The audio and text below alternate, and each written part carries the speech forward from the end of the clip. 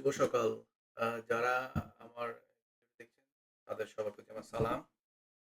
আ আমি কখনো চিন্তা করি নাই যে আমি ভিডিও করে কোনো মেসেজ দিব।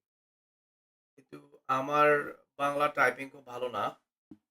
আমি খুব বেশি সময় পাই না যা দিয়ে আমি কোনো ব্লগ লিখতে পারি। তো একটা মাধ্যমই আছে, সেটা হচ্ছে ভিডিও ব্লগিং বা ভিডিওর মাধ্যমে মানুষের কাছে খবর পৌঁছানো। আমার উদ্দেশ্য ছিল পরিবেশ নিয়ে কাজ করার।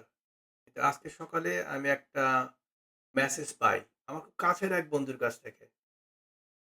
তাই আমি একটু আন্দোলিত, কিঞ্চিত বিরক্ত। আমি ভাবলাম আমার এই বন্ধুর লেখাটা হয়তো অনেক বন্ধুরই মতের বহিঃপ্রকাশ, কিংবা তারাও হয়তো এইভাবে চিন্তা করে। তাই আমি ভাবলাম আমার সব বন্ধু কিংবা আমার আত্মীয়স্বজন যারা আমার শুভানুধ্যায়ী, যাদেরকে আমি চিনি অথবা চিনি না, তাদের জন্য আমি কি ভাবছি কিছু শেয়ার করা উচিত। অন্য আরেকদিন হয়তো পরিবেশ নিয়ে কথা বলব। কারণ আমার রিসেন্ট টপিকস পরিবেশ। আসলে আমরা পরিবেশের কত ক্ষতি করতেছি জেনে না জেনে, সেটা আমরা একদিন বলব। আমার বন্ধু যেটা বলল, তার লেখাটা নাকি বলি। তিনি বলল যে যারা বঙ্গবন্ধুর আদর্শ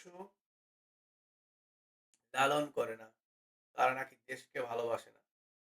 কিংবা যারা বঙ্গবন্ধুর বাড়ি ভেঙে ফেলছে, পুড়ায় দিছে, সেটাকে ঘৃণা করে না, নিন্দা জানায় না, তারা নাকি দেশকে ভালোবাসে না। আমার কাছে এই জিনিসটা ভাবতেই খুব অবাক লাগে।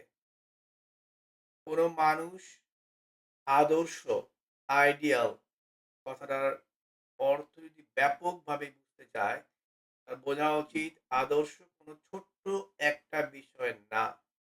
আদর্শ একজন মানুষের জন্ম থেকে মৃত্যু পর্যন্ত সে তাকে ফলো করবে। তার ভালো, তার খারাপ, তার সবকিছু সে বিলং করবে। কিন্তু পৃথিবীতে এমন কোন মানুষ কি আছে যাকে আমরা ধারণ করতে পারি, যে কোনো ভুল করে নাই, যাকে কোনো ভুল নাই? সব মানুষ তো ভুল। কেউ তো ভুলে উঠে না। আমি যদি বলি শেখ মুজিবুর রহমান, বঙ্গবন্ধু কিংবা জিয়াউর রহমান, আমি যার কথাই বলি, কেউ কি ভুলের ঊর্ধ্বে? কারো কি ভুল ছিল না? আমি আরেকটা কথা বলে নেই, আমি কোন দলের সাথে জড়িত ছিলাম না। আমি কোন দলের সাথে এখনো জড়িত নাই। কিন্তু আমি একজন মুসলমান। আমি এটা বিশ্বাস করি। এবং আমি এটাও বিশ্বাস করি যে মানুষের আদর্শ, কেউ মনে করে আদর্শ হওয়া উচিত, তাহলে এক